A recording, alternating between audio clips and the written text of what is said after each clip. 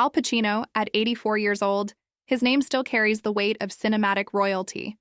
But behind the curtain, beyond the bright lights and standing ovations, there's a reality few get to see. A reality that is complex, layered, and at times, heartbreaking.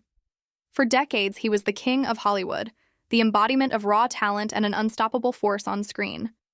But now, as he steps further into the twilight years of his life, the world is asking, how does a legend like Al Pacino truly live? And the answer might leave you stunned. April 25th, 1940, East Harlem, New York City.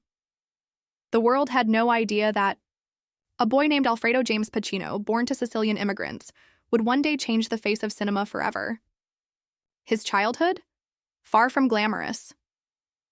When he was just 2 years old, his father walked away, leaving his mother, Rosa, to raise him alone in the harsh streets of the South Bronx.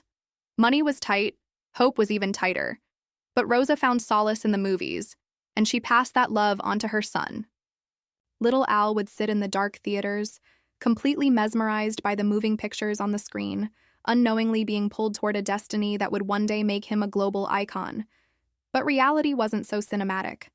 By 9, Al was already smoking. By 13, marijuana. School. That was a battle he never won.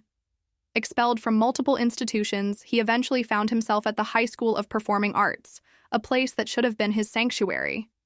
But even there, he didn't fit. At 17, after a brutal argument with his mother over his future, he walked out. No diploma, no job, just raw talent and a burning desire to act. But how does an aimless teenager in New York City, with no connections and no money, turn into one of the greatest actors of all time? That journey is where the story truly begins. Al drifted through his teenage years, hanging with the wrong crowd, witnessing friends fall to addiction. 3 of his closest, Cliffy, Bruce, and Pye, would later die from overdoses. He was spiraling, walking a thin line between survival and self-destruction. And then, in 1962, life hit him harder than ever. His mother, the woman who had given him everything she could, died at just 43 years old. Less than a year later, his grandfather, his only real father figure, passed away too. The 2 pillars of his life, gone. The grief was unbearable. Al could have let it break him. Instead, he did the only thing that made sense. He threw himself into acting as if his life depended on it. Because in many ways, it did.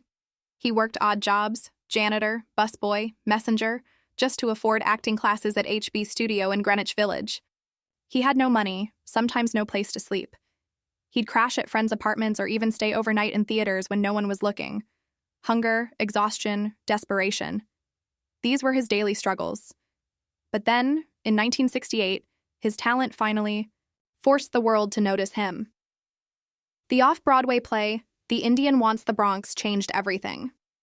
His portrayal of Murph, a violent, troubled character, was electrifying. Critics raved. He won an Obie Award for Best Actor.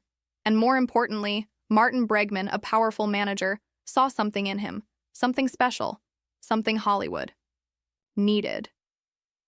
And just like that, his life took a sharp turn. But here's where the real battle began. Because Hollywood, it didn't welcome him with open arms. When Francis Ford Coppola fought to cast him as Michael Corleone in The Godfather, the studio executives pushed back hard. They wanted a star, someone like Robert Redford or Jack Nicholson. But Coppola refused to back down. He saw the fire, the depth, the brilliance in Pacino. And when the cameras rolled, the rest was history. That one role, Michael Corleone, turned him into a legend overnight. The cold, calculated transformation of a reluctant son into a ruthless mafia boss was one of the greatest performances ever captured on film. And the world couldn't get enough. But fame is a double-edged sword. With fortune came pressure, and with pressure came mistakes. In 2011, Pacino discovered that his longtime accountant, Kenneth Starr, had been running a Ponzi scheme. And just like that, $50 million of his hard-earned fortune vanished. Years of work, gone in an instant. Desperate to recover, he took on roles that raised eyebrows.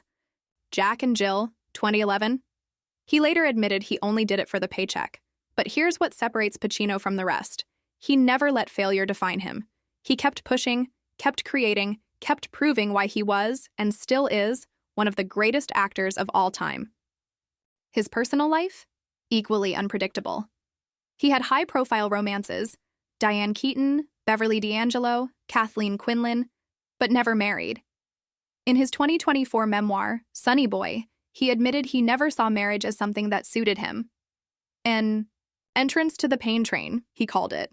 And yet, at 83, he shocked the world when he became a father again. His girlfriend, 29-year-old Noor Alfallah, gave birth to their son, Roman. The news was met with skepticism, even disbelief. Reports even surfaced that Pacino requested a paternity test. But when the results confirmed the child was his, he embraced fatherhood once more. At 84, he's balancing film projects and diapers, an unexpected, almost surreal turn in an already extraordinary life. Now let's take a moment here, because if you've been captivated by this roller coaster of a life, then trust me, you'll want to stick around for more.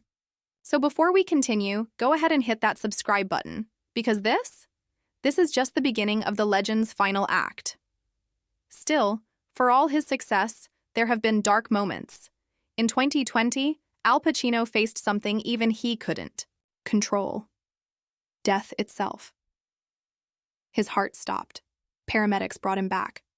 But something inside him changed. He's since spoken about his belief that there is no afterlife. That realization altered him. And yet, he still refuses to slow down. House of Gucci, 2021, proved he could still command the screen. Upcoming projects like Modi and The Ritual promise that the fire in him hasn't burned out yet. And even beyond acting, he stepped behind the camera, directing films like Looking for Richard, 1996, and Chinese Coffee, 2000, exploring the very art form that saved his life. But here's the million-dollar question. How does he truly live today? The answer? In a world that's drastically different from the one he ruled in his prime. He's not the young firebrand anymore. He moves slower, speaks softer, reflects more. But that doesn't mean he's given up. If anything, he's more introspective than ever. He spends time with his children, revisits old haunts, and watches the industry he helped build evolve beyond recognition. He's a man who has given his entire life to storytelling, and in doing so has become a story himself, one that's still being written. So, what do you think? Is Al Pacino's life a triumph or a tragedy? A cautionary tale or an inspiring testament to resilience? Drop your thoughts in the comments below. And if you've made it this far, don't forget to hit that subscribe button one more time, because trust me, you won't want to miss what's coming next. Until then, remember, icons never truly fade, they just find new ways to shine.